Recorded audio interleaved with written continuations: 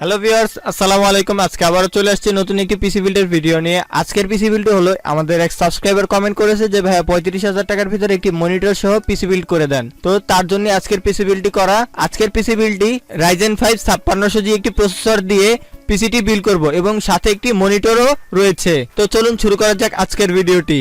আজকের পিসি বিল্ডে প্রসেসর হিসেবে চয়েস করেছি AMD Ryzen 5 5600G একটি প্রসেসর। এই প্রসেসরটি যদি বেসিক ইনফরমেশনের দিকে আসি তাহলে বেস ফ্রিকোয়েন্সি স্পিড হলো 3.9 GHz এবং ম্যাক্স টার্বো ফ্রিকোয়েন্সি হলো 4.4 GHz এবং ক্যাশ হলো total L2 cash 3 MB, total L3 cash 16 MB। Core হলো 6, থ্রেড হলো 12। সোজাসুজি এক কথায় বলতে গেলে 6 কোর 12 থ্রেডের একটি প্রসেসর এটি। এবং এই প্রসেসরটির যদি মেমরি স্পেসিফিকেশনের দিকে আসি তাহলে এই প্রসেসরটির মেমরি টাইপ হলো DDR4, ম্যাক্সিমাম স্পিড হলো 3200 মেগাহার্টজ। এই প্রসেসরটির যদি গ্রাফিক্স স্পেসিফিকেশনের দিকে আসি তাহলে এই প্রসেসরটির গ্রাফিক্স হলো রেডিয়ন গ্রাফিক্স। গ্রাফিক্সের বেস ফ্রিকোয়েন্সি স্পিড হলো 1900 মেগাহার্টজ এবং কোর কাউন্ট হলো 7। এই প্রসেসরটিতে 3 ইয়ার্স ওয়ারেন্টি রয়েছে। 35,000 টাকা বাজেটে মাদারবোর্ড হিসেবে চয়েস করেছি ASRock A520M HDB Micro ATX AM4 একটি মাদারবোর্ড। এই মাদারবোর্ডটিতে একটি NVMe স্লট রয়েছে, PCIe 16 একটি স্লট রয়েছে এবং DDR4 এর দুটি র্যাম স্টিক স্লট রয়েছে। প্রত্যেকটি র্যাম স্টিক স্লটে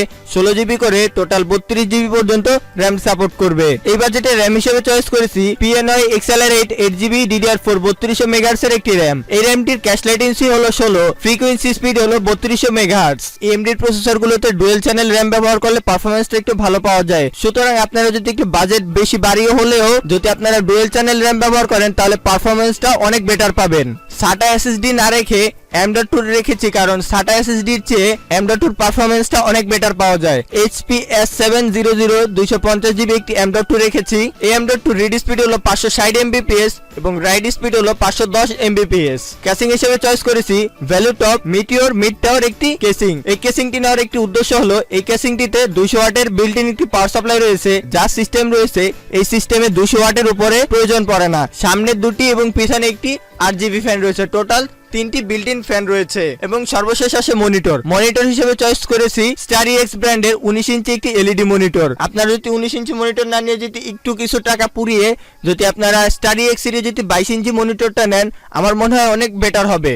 তো ভিউয়ার্স, আজকে এই পর্যন্তই ছিল। দেখা হচ্ছে নেক্সট কোন পিসি বিল্ডে। আপনাদের কত টাকার পিসি বিল্ডের ভিডিও চাই সেটি যদি আমাকে কমেন্ট করে জানান তাহলে আমি সেরকম পিসি বিল্ডের ভিডিও দিব। তো ভিউয়ার্স, আজকে এই পর্যন্তই ছিল। দেখা হচ্ছে নেক্সট কোন পিসি বিল্ডে। ততক্ষণ সবাই ভালো থাকুন, সুস্থ থাকুন। আসসালামু আলাইকুম।